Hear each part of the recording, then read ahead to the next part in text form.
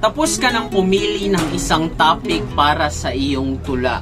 Ngunit ang tanong, tapos ka na bang maglaba? Tapos ka na bang maghugas ng pinggan? O hindi pa. Sige, bumalik ka muna. Hello mga par, this is Renzo speaking, at sa mga hindi pa nakakakilala sa akin ako po ay isang spoken word artist for almost 5 years, at ngayon ay pag-uusapan natin ng mas detalyado ang hakbang number 2 sa pagsulat ng isang pangmalakasang tula, at yun ay ang paggawa ng balangkas o outline. Kung hindi nyo pa alam kung ano ang balangkas, ay bibigyan natin yan ng short description dito. O dito. Dito. Kahit saan, isusulat ko dito. Basahin nyo lang. Ito ay parang summary ng inyong story. Today ay yan ang pag-uusapan natin. Ay kung bago ka pa lang sa channel ko, ay please do consider subscribing, dahil pag-uusapan natin ang lahat ng bagay na dapat pag-usapan sa pagsulat at pag-perform ng isang spoken word poetry. So ayun na nga, wala nang patumpik-tumpik pa, boom, karaka. Tip number 1. Ang unang tip ko po ay ito ay applicable sa step 1 at sa step 2 ng ating pagsulat ng isang tula. Ito po ay ang pumili ka ng purpose ng iyong pagsulat. Ito po ba ay gusto mo lang magpasikat, gusto mong mag-perform, gusto mong mag-persuade ng ibang tao, o gusto mo lang talagang mag-entertain?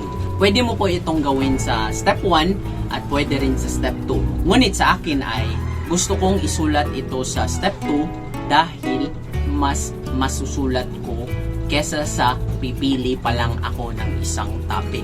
At ito ay magdedetermine ng ating tone o ng ating mood sa pag-perform at pagsulat ng ating tula. So tip number 2. Isulat mo lahat ng magagandang points o lahat ng magagandang punto ng iyong tula. Kung may nakaisip ka na, sige, dapat may sasabihin akong ganito, o may sasabihin akong ganito, ito ay mangyayari sa ganito, dapat po ay kahit wala pa kayong balangkas ay nakasulat na yan doon sa inyong papel. Kahit sa computer nyo ay nakatype na yan before ka gumawa ng balangkas. Dahil ito ang mga pinaka-importanting bagay na dapat mong masulat sa iyong tula.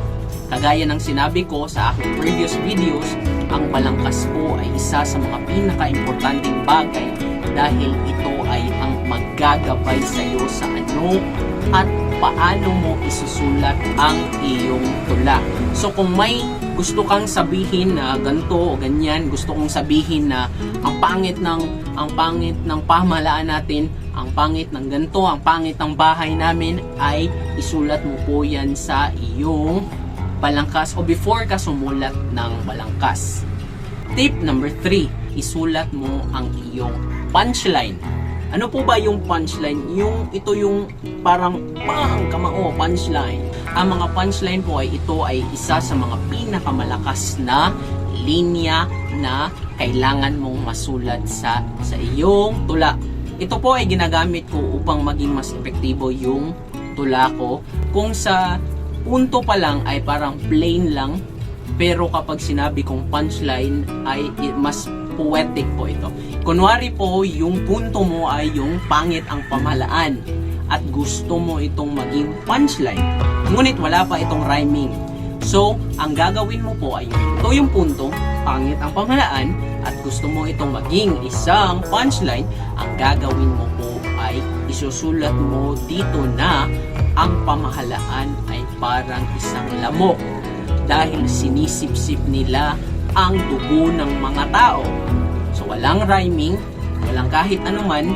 Tip number 4, sa iyong balangkas ay isulat mo po ang perspective na iyong gagamitin. Kung first person perspective lang ba, kung second person perspective ba, o third person perspective ba. Kung hindi nyo po alam ang itong first perspective, second perspective, o third perspective, ay pwede nyo po i-search ang simpleng kahulugan dito. Tip number 5 is our tone. Ano po ang tono o ang modo ng ating isusulat na tula? Ito ba ay masaya? Ito ba ay malungkot? Ito ba ay nakakatawa? Ito po ba ay isang seryosong tula? Part na ito ay isang malaking bagay din po ang iyong mood or ang tone na iyong gagamitin sa iyong tula upang hindi malito ang mga tao kung ikaw ba ay seryoso o ikaw ay nagpapatawa lamang.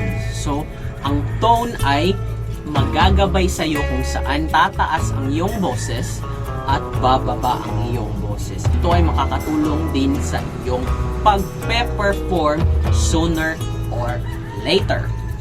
At yan na nga po ang mas detalyadong paglalahad sa hakbang number 2 sa pagsulat ng isang epektibong tula, at ito ay ang pagsulat ng balangkas. As always, kung may katanungan po kayo, may gustong idagdag o may nakalimutan ako, ay ilagay nyo lang o i-comment nyo lang sa baba.